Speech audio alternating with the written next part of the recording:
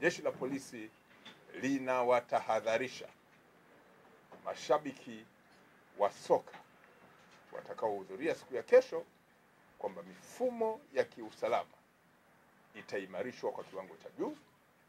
Upekuzi utafanyika. Hakuna mtu mwenye silaha ya aina yoyote, kwa tafsiri ya kisheria, silaha ya aina yoyote. Watu wakisema silaha wanafikiri ni bunduki. Kitu chochote ambacho kinaweza kuleta madhara kwa binadamu katika sura ya kujeruhi au kusababisha mazingira ya kiusalama kuharibika hakitaruhusiwa. Kwa hiyo upekuzi utakuwa wa hali ya juu. Ni askari wachache au watu wenye mamlaka ya kiusalama wachache watakaoruhusiwa kuwa katika mazingira ya vyombo ambavyo vitasaidia kuimarisha usalama. Narudia, hakuna mtu yoyote asiye na mamlaka ya kisheria atakayeruhusiwa kuingia na kitu chochote ambacho kitatoa tafsiri ya kisheria kwamba ni silaha. Lakini tunawakumbusha kwamba barabara hii ya Duse itafungwa kama ambavyo kwenye michezo mikubwa tumekuwa tukifanya, na barabara ile ya Bandela itatumika zaidi katika kuingia na kutoka kwenye uwanja ule.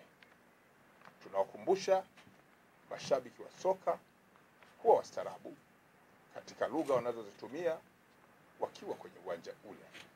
Wakumbuke wa Tanzania, watu wanakwenda kwenye soka kama burudani, wanakwenda na familia, wanakwenda na waume zao, wanakwenda na wake zao, wanakwenda na watoto wao wa kiume na kike kama familia. Matusi mazito ya ovyo ambayo yanaporomoshwa na baadhi ya watu hayatavumiliwa. Narudia, tabia ya matusi ya ovyo yanayoporomoshwa na watu au baadhi ya watu hayatavumiliwa. Atakayeporomosha matusi ya ajabu tutamwaibisha pale pale. Narudia, vitendo vyovyote vya uvunjifu wa amani katika uwanja ule bila kujali matokeo havitavumiliwa. 26 mwezi wa 10 mwaka 2025, baada ya mchezo huu wa Yanga na Silver Strikers, kutakuwa na mchezo mwingine wa soka ambao utakuwa wa timu ya Simba ya Dar es Salaam ikiliwakilisha pia taifa ikipambana na timu ya Singizini ambayo inatoka kule Eswatini. Mchezo huo nao unatarajiwa kufanyika siku ya Jumapili tarehe 26 mwezi wa 10 mwaka huu wa 2025 majira ya saa 10 jioni.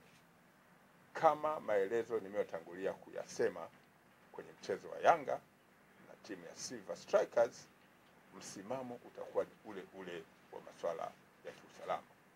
Kwa hiyo mashabiki wa soka wanaruhusiwa, wanaalikwa kwenda kwenye mchezo huo, lakini wazingatie mambo ya msingi ya ambayo yanahusisha kanuni za soka katika mashirikisho ya soka ya bara la Afrika, lakini yale ya dunia. Baada ya kusema hayo, nawashukuru sana kwa kuja. Tunaendelea na kampeni. Nilitaka kuahirisha kikao hiki, nikaambiwa ameshafika, nikasema nije niongee kwa kifupi na tuwahi kwenye sala, na wale wengine tutaonana zaidi kwenye maeneo tofauti tofauti, na kama